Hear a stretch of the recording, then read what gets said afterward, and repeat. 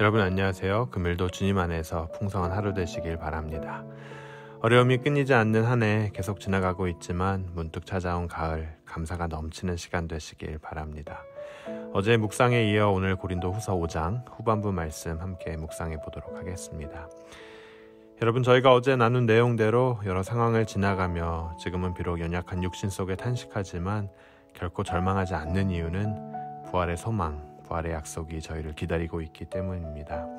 우리의 육신이 이 세상에서 끝나지 않는다는 소망, 또 죽음은 끝이 아니라 새로운 시작이라는 그 실체가 여러 어려움 가운데 오늘을 사는 우리 모두에게 큰 힘이 되길 간절히 바랍니다. 바울은 계속되는 낙심과 어려움 가운데서도 부활의 약속을 실체 삼아 삶에 임했기에 다시 일어나 소망을 가지고 나아갈 수 있었습니다.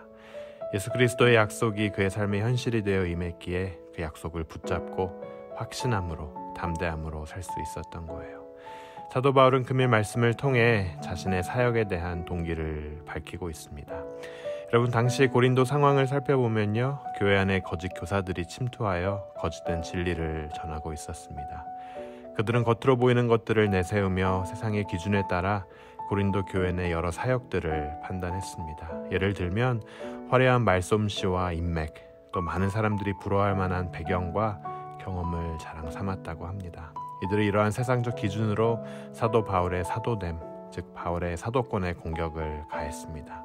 눈에 보이는 인본주의적 기준으로 바울의 사도됨을, 또 그가 전하는 복음을 부정했던 거예요.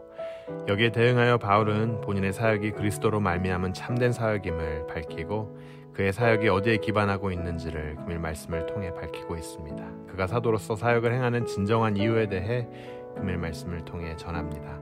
금일 말씀 고린도 후서 5장 11절 12절 말씀입니다.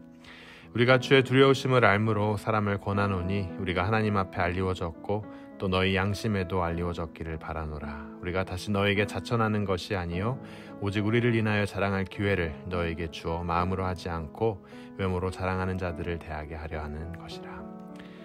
바울은 그가 사역을 행함에 있어 가장 경외하는 대상이 사람이 아닌 하나님임을 밝힙니다. 하나님을 두려워하고 경외하는 마음이 가장 먼저 앞섰다는 거예요.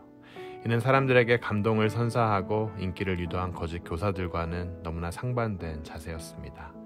이러한 자세는 금일 말씀 16절에도 분명히 나타나고 있습니다. 그러므로 우리가 이제부터는 어떤 사람도 육신을 따라 알지 아니하노라. 여러분, 바울은 자신이 심판대 앞에 설 사람임을 기억하며 두려운 마음으로 사역에 임하고 있습니다. 사람들이 자신을 어떻게 보든지 어떤 말을 퍼뜨리고 다니는지는 그에게 가장 큰 관심사가 아니었어요. 그의 가장 큰 관심사는 내 삶이, 내 사역이 하나님께 어떻게 비춰지는지에 있었던 거예요. 요즘 시대 여러분, 많은 이들은 스피커의 학력과 커리어, 저서, 또 영향력에 관심이 있습니다. 프로필에 가장 먼저 기재되는 사항들도 이러한 세상적인 사항들입니다. 하지만 바울은 그가 가장 두려워하고 경외하는 대상이 사람들이 아닌 하나님임을 분명히 하고 있습니다. 그는 골로새 교인들을 향해 그의 서신을 써내려 갈 때도 가장 먼저 하나님으로부터 받은 그의 소명과 그의 능력이 어디서부터 오는지를 나눴습니다. 그가 소유한 유대 혈통과 교육 배경과 그의 영향력을 가장 먼저 기대할 수도 있었어요. 하지만 그렇지 않았다는 거죠. 우리는 삶을 살아감에 있어 여러분들은 사람들의 시선에 가장 먼저 주목합니까? 아니면 생명 주시고 소명을 주시는 하나님께 가장 먼저 주목합니까? 교회인 우리는 세상 안에서 하나님이 중심이 되는 문화를 이어가야 하는 책임이 있습니다. 성경은 인간적인 시각에서 두각을 나타내고 능력을 발휘한 사람보다 주님 안에서 그분의 뜻에 순종한 사람들에 대한 이야기를 중심으로 전개되고 있습니다. 나에게 있어 중요한 것은 세상적 경력인가 아니면 주님 안에서의 경건한 삶인가? 사도 바울을 통해 하나님께서는 금일 귀한 도전을 우리에게 주고 계십니다. 계속해서 사도 바울은 본인의 사도권을 변호하는 가운데 그의 사역의 기반이 되는 두 번째 사항을 고린도 성도들에게 나눕니다. 그 두 번째 사항은 주님을 경외함과 더불어 그가 경험한 그리스도의 강권적 사랑이었습니다. 금일 말씀 13절에서 15절이 이렇게 전합니다. 우리가 만일 미쳤어도 하나님을 위한 것이요 만일 정신이 온전하여도 너희를 위한 것이니 그리스도의 사랑이 우리를 강권하시는도다. 우리가 생각건대 한 사람이 모든 사람을 대신하여 죽었은즉 모든 사람이 죽은 것이라. 저가 모든 사람을 대신하여 죽으심은 산 자들로 하여금 다시는 저희 자신을 위하여 살지 않고 오직 저희를 대신하여 죽었다가 다시 사신 자를 위하여 살게 하려 함이니라. 여러분, 바울이 미쳤다는 소리를 들어가면서 그리스도의 십자가만을 전할 수 있었던 것은 그가 경험한 그리스도의 사랑 때문이었습니다. 자신의 신념이나 열정으로 시작한 일이었다면 당장 환멸을 느끼고 때려쳤을 거예요. 하지만 예수 그리스도의 깊은 사랑을 그가 체험했기에 여러 어려움과 역경 속에서도 사역을 이어갈 수 있었던 거예요. 그리스도 안에서 새롭게 된 사람들의 공통점은 그 안에 깊이 뿌리 내린 하나님의 사랑입니다. 금일 17절 말씀이 또 이 사실을 전하고 있습니다. 그런즉 누구든지 그리스도 안에 있으면 새로운 피조물이라. 이전 것은 지나갔으니 보라 새 것이 되었도다. 여러분, 복음의 진리가 우리를 새롭게 합니다. 세상 어디서도 경험할 수 없는 하나님의 사랑이 우리의 기준을 바꿉니다. 예전에는 인간적인 기준으로 사람들을 판단하고 세상적 기준으로 삶의 가치를 평가했다면 이제 그리스도 안에서 새롭게 창조된 우리는 하나님의 시선으로 이 세상을 바라볼 수 있어야 합니다. 우리의 세계관이 바뀌는 축복이 있길 바랍니다. 바울은 외모를 기준 삼고 겉으로 드러나는 세상의 것들을 자랑하는 거짓 교사의 말에 넘어가지 말라고 권면합니다. 여러분, 십자가의 사랑에 붙들려 사는 사람은요, 구원의 기준이 외적인 것이 아니라는 사실을 깨닫습니다. 더 나아가 세상의 성공과 출세가 하나님의 사랑과 비례하지 않는다는 사실 또한 알게 됩니다. 바울은 그렇기에 오히려 자신의 약함을 자랑했습니다. 그의 약함을 통해 더 크게 일하시는 하나님을 그가 몸소 체험했기에 그는 오히려 남들이 꺼려하는 자신의 치부를 드러내는 일에 담대할 수 있었던 거예요. 내게 이르시기를 내 은혜가 내게 족하도다. 이는 내 능력이 약한 데서 온전하여 짐이라 하신지라.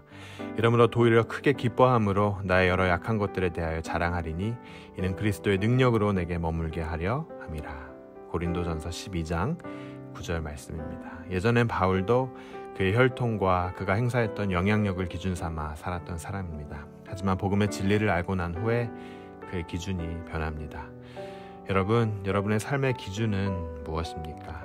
하나님을 경외함을 통해 나오는 경건과 그리스도의 사랑을 깊이 알므로 나오는 진정한 사랑이 우리의 삶과 사역의 동기가 되길 주님의 이름으로 축원합니다. 여러분, 누구든지 그리스도 안에 있으면 모두 새롭게 창조된 자들입니다. 인간적 인정과 자랑에 목매달지 않습니다. 더 귀한 강권적 사랑을 체험했으니까요. 또 육신을 따라 세상을 보지 않습니다. 세상의 헛된 영광, 세상의 축복에 더 이상 마음을 빼앗기지 않아요. 뭐가 더 귀한 줄을 알게 되었으니까요. 이러한 변화를 경험하게 될 때에 하나님은 우리를 비로소 화목 사역을 위한 자로 부르십니다. 금일 말씀 20절, 21절이 이렇게 전합니다. 이러므로 우리가 그리스도를 대신하여 사신이 되어 하나님이 우리로 너희를 권면하시는 것과 같이 그리스도를 대신하여 간구하노니 너희는 하나님과 화목하라. 하나님이 죄를 알지도 못하신 자로 우리를 대신하여 죄를 삼으신 것은 우리로 하여금 저희 안에서 하나님의 의가 되려 하려 하심이니라.